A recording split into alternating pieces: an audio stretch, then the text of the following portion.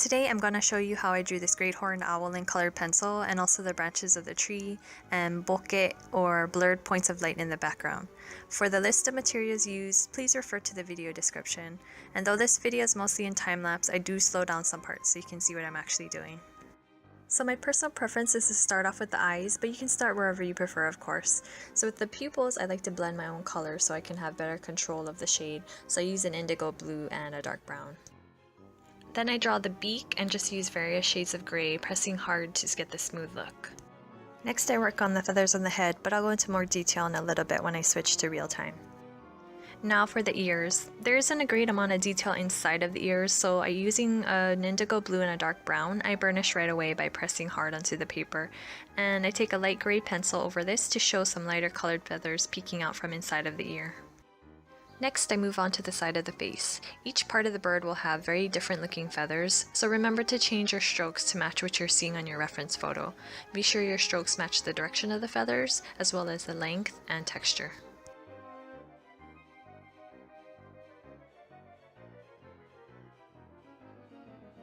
So now I'm going to switch over to real time so you can see me work on the feathers on the top of the head. These feathers are very short and soft looking, and there are different patterns and lots of different colors and shades. So I had to layer a lot of different colors using small, short, upward strokes, almost like dots, and I use circular round strokes as well. I started off with the base color and added darker shades slowly and building it up. I added darker shades of color for the stripes, being sure not to just draw the stripes outright, but using small dots or strokes in a pattern to create the illusion of a stripe. And I also made sure the stripe pattern wasn't perfectly uniform, as it would look unnatural. Lots of different shades went around each stripe too to give it a more realistic look. I did go back to the top of the head quite a few times while working on the whole piece, as it was looking pretty flat. It was a continual process of adding more colors and shades to give it more depth. I also colored over some areas just using irregular strokes across to darken the top of the head to create a shadow.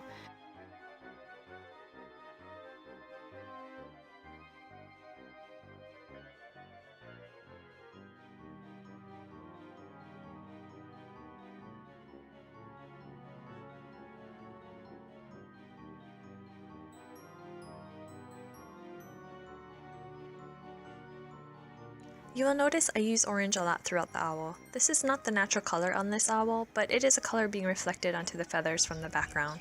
A lot of times colors from your background will be reflected onto your subject, so incorporating background colors will make your subject fit into the piece better. So on a side note, in the beginning I did mention that I'm doing a bokeh background, and if you're not familiar, bokeh is a type of photography style that captures out of focus points of light, and it's a really cool photography effect, so I thought it'd be really cool to have that in my drawing. And I'm not even sure I'm pronouncing it correctly, but I found out it was a Japanese word and they just altered the spelling a bit, so that's probably how the Japanese would pronounce it. But I'm sure the Western accepted way of pronunciation is a little different, like Bokeh or Bokeh or something like that.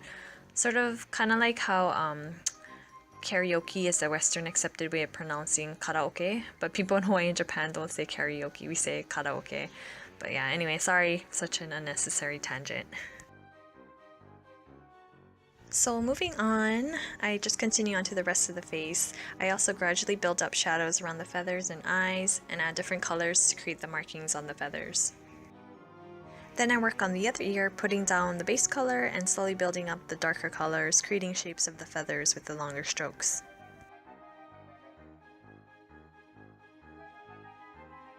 Now I work on the ruffle of feathers on the owl's neck. These feathers are sort of sticking straight out because of the way the owl is relaxing his head into his shoulders, so I have to change my strokes to mimic the look I'm trying to achieve. And the real-time clip should help you to see how I get the strokes down for this look.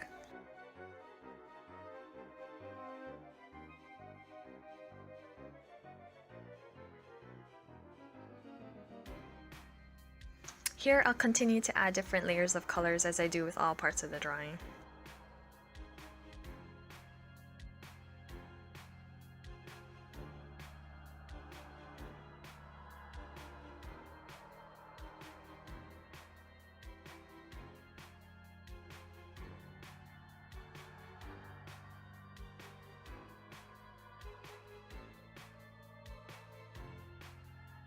I start to move down to the rest of the owl, and on the wings, after putting down a base color and some other layers of colors, I draw out a few individual feathers with a darker shade and then add lines in the feathers similar to how I draw strokes of hair.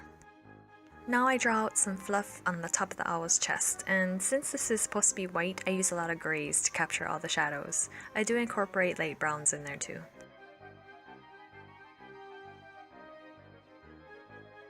Moving on to the rest of the chest and body, the feathers here change shape again. Because these feathers are quite large, I have to capture many of the individual feathers there. They have distinct patterns of dark edges fading into lighter colors and laying on top of each other like scales.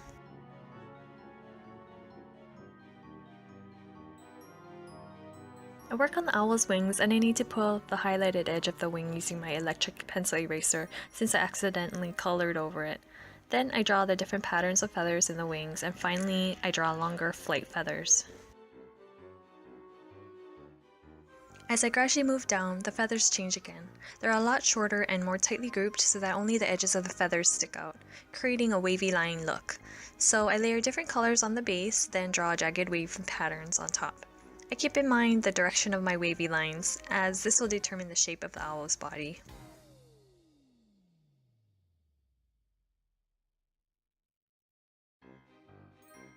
I keep working on the owl, adding various layers of colors, touching up spots as I see fit, and adding different patterns of colors or shadows that I see on my reference photo. I'm not super precise about making every single feather or pattern match the reference photo, but I try to capture the concept as best I can.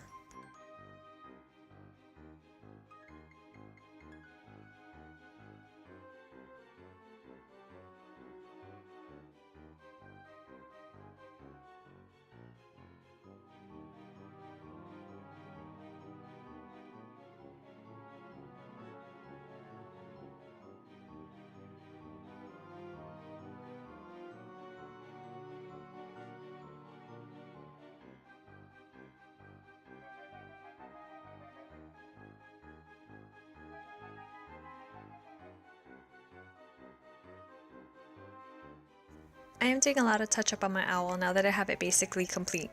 I even use the electric pencil eraser to pull out more highlights.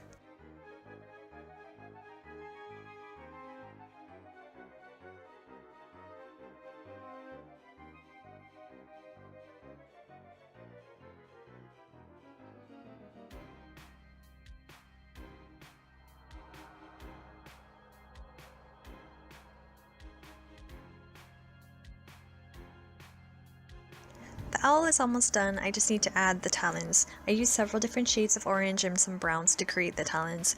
The claws look smooth and shiny, so I press my pencil hard and leave the most highlighted areas untouched. Then I go over the highlight with some light grays and white, and blend these light colors into the dark. Now I finish up the feathers under the owl and add darker colors to give the illusion of the shadow underneath. Next, I can start on the branches of the tree. There are a lot of textures in the tree, and the bark has a lot of chips and cracks. I lightly sketch out the tree and the cracks with a dark brown, and I can use a dark color because I know these are going to be really dark. Then I shade the tree all over with the same dark brown base color. Then I darken up the cracks more, and I shade them so that the cracks appear darker on the inside and fade out slightly. Then I add the colors in between. There are a lot of different colors at play: browns and grays for the bark, brownish greens and other greens to represent the moss, and cool grays and blues to represent lichen. When I add the moss or lichen on top of the bark, I am pressing fairly hard to burnish. So here's a real-time clip so you can see the layering process. I am now working on each individual section of the bark. I use a dark brown color as a base and shade the section again using a little more pressure than the previous layer. It's good to still keep the shading light so you can have white still show through, so that it gives a rough appearance. Then I burnish with a lighter warm gray. When I burnish over the rough shading of the darker brown, it gives a nice textured look.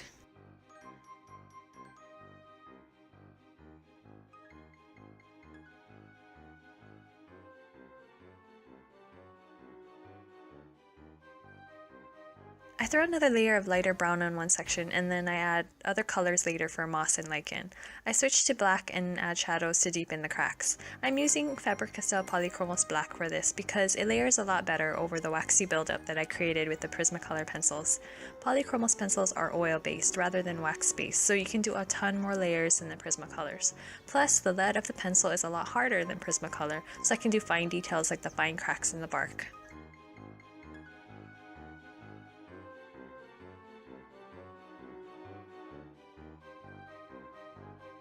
So speeding back up, you can see I just continue to work on each section of bark chip, adding lots of various colors and layers and shadows. It's a really long process, but it's totally worth taking your time.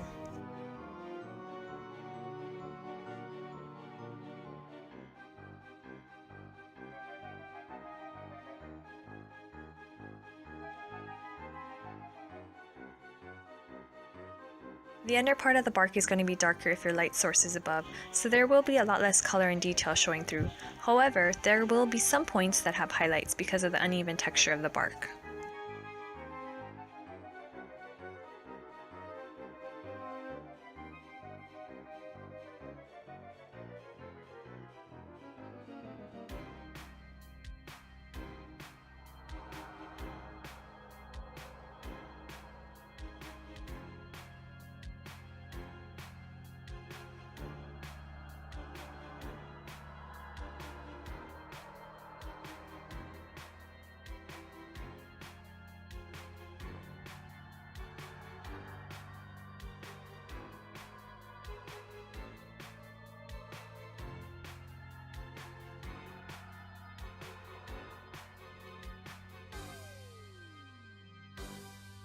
Now for the branch in the background. Since it's behind the subject, it will be a more muted color and less detail will show through.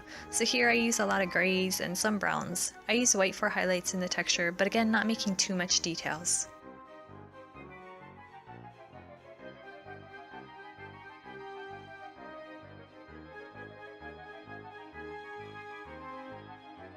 Now it's time to work on the background. Because this is a bokeh style, there are a lot of circles representing the out of focus spots of light. I think I wasn't recording this, but I had gone over all my circles with a white pencil. This way I could keep track of all the circles. My mistake was that I pressed really hard into the paper because I thought I could always thin out the white later and layer more colors over it. However, the white circle was hard to hide even after the layers of colors or even trying to blend it out with the paint thinner. So this kind of messed up my background, but it still worked out okay. I should have just gone over the circles with a light gray color using very light pressure. That way I could see the circles easier and I could still cover it up with more layers. I was sure to make the circles even, so I used a ring that I had laying around. Use whatever tool you have to make the circles. Then you can go over the circles with different colors, and the colors in between the circles will be darker shades. Use your reference photo to help you with selecting colors. There will be clusters of circles that overlap too, and the overlapped parts will be a lighter shade or maybe a different shade too.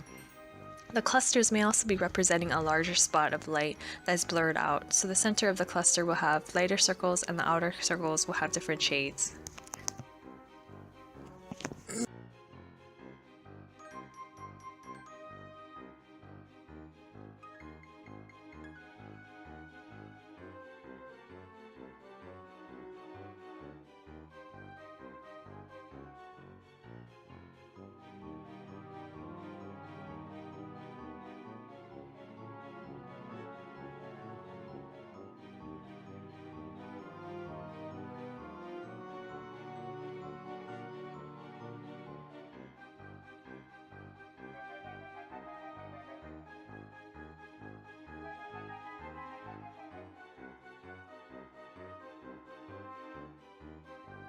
So you can see the parts behind the circles are a lot darker because there are no points of light there. I blend several shades of brown and orange in the background, gradually adding more pressure. But because this is a blurred effect, I do use odorless paint thinner to blend the colors too later. Just be careful not to pull your darker colors into your lighter circles when using the paint thinner. You'll notice I also add larger circles with blurred edges behind the more defined circles. This all adds to the overall blurred look. I just continue on with the process of adding more layers of color, creating blurred edges on some circles, and adding darker shadows in between, brushing over with paint thinner and touching up as needed.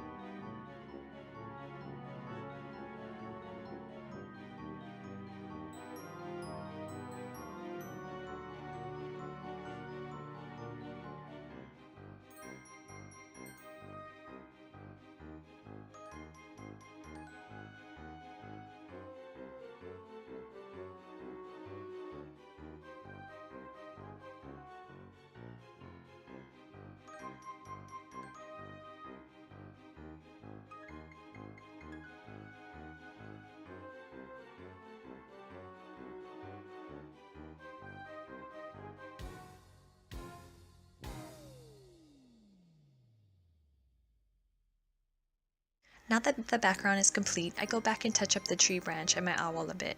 The background is pretty busy looking and vibrant, so it can be distracting from the subject. However, it is supposed to be a blurred effect, so it still does its job to help keep the owl in focus.